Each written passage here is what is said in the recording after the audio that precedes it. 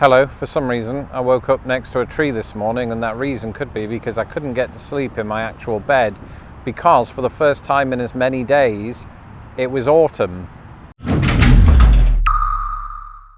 And that meant that my bedroom was completely silent, and you might be watching this thinking, I'm really confused right now, and if you are, that you could be British. Because in America, for the most part, your bedroom and most of the rooms in the house, especially in the summertime, are not silent. There's this little thing called white noise. And white noise is this thing that seems to permeate American society in general, and something that Americans tell me that they can't do without when they go to bed. And for me, it's the other way around. You know, in Britain, I grew up with just really quiet, peaceful bedrooms, with the exception of my dad snoring in the next room. I sort of got used to that for 26 years. I got used to this sort of just, I don't know, this general silent ambience. Is that even a thing? And then when I moved to America, bear in mind this was in the winter, so it hadn't yet happened yet, but by the time the summer started to heat up, we were putting on the air conditioning units, right? And of course, famously, we still haven't come around to that idea in the UK. It just became this thing. It sort of happened to me that as soon as I moved here, without realizing it, was falling asleep to white noise. And I think after about a year of that, it sort of clicked that this isn't how things used to be. So in America, every autumn, it takes me right back to my childhood.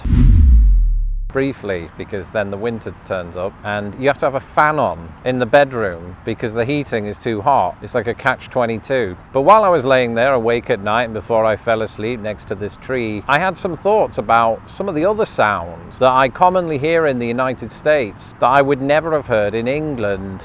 And if you listen carefully, you can probably hear one of those sounds right now.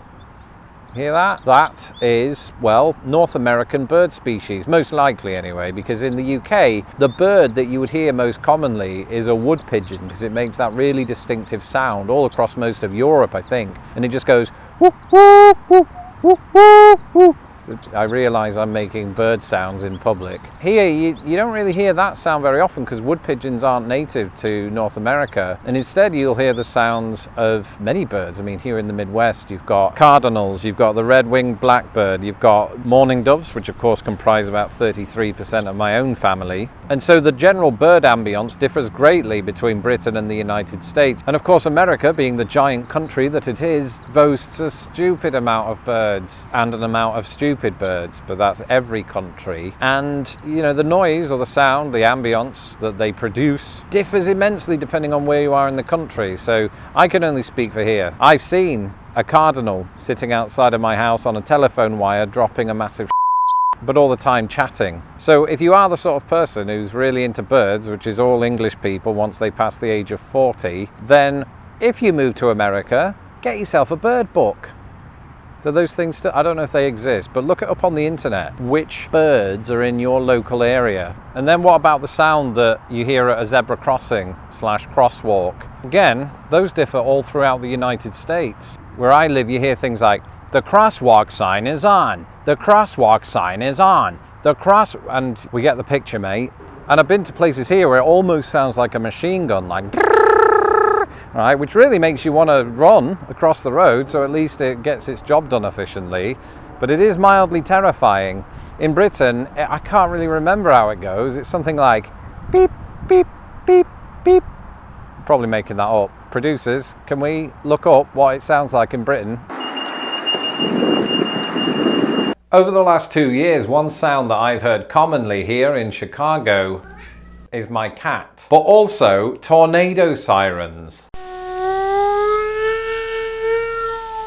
Tornado sirens go off when we're put into a tornado warning, and that's when we have to go down to our basement, get away from all of the windows, and just sort of stay put until the local authorities tell us that we can leave. In fact, my cat is well drilled in this by now. And you might be thinking, ooh, Lawrence, why are you including tornado sirens and not tornadoes themselves? And the reason is simple, because while tornadoes might be devastating when they do in fact strike, Americans are likely going to hear more tornado sirens in their life than they are tornadoes. And come to that, Britain isn't itself without the odd twister, and I'm not just referring to the sweaty board game. As a matter of fact, England experiences more tornadoes per square mile than any other country on Earth. It's just that none of them are strong enough to feature in films with Helen Hunt. So they very rarely cause fatalities. I promise I am happy about that. This is just my default face. But the tornado siren is most certainly something I'd never heard until I moved to the United States, although that's not entirely true. Because in Britain we do have such sirens, and they were once used for alerting us to air raids, and nowadays to another weather phenomenon, floods. But I can tell you unequivocally that nothing prepared me this year for the moment when I was just standing in a wooded area with my wife, and all of a sudden,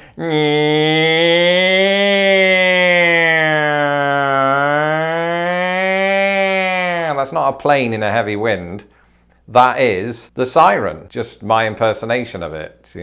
And it was deafening. It was deafening. I genuinely thought the Germans were coming until I looked at my calendar, realised it was an invisible watch and that it wasn't the 1940s. So perspective is everything. I mean, it's always nice when you can just sit there and say, thank goodness it's just a tornado. Anyway, normally when we're hankering down in that shelter, otherwise known as the basement, you do find yourself morbidly listening out for that whoosh sound, right? Or at least I do. But most of the time, all you're left with is crickets. Not literally, that would be weird. Although it does bring me on to another point, crickets. I'm not talking about the sport. Of course, we hear that all the time in the English summer, not so much here.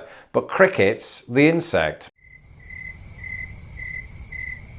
I've talked about these before, of course. The sound that they make is very prominent on this side of the ocean. In Britain, we don't have that ambience, and it's a blooming shame because it's a very relaxing sound. I've never really articulated that before. I've talked about crickets on this channel in the past, but it is. It's a sound that I can actually sit there in the park listening to crickets, which is weird because this is insects mating, or at least sending out a mating call. And I'm there casually listening in on it. Imagine if it was humans and I was doing that. It seems like we have alternative rules when it comes to other members of the animal kingdom.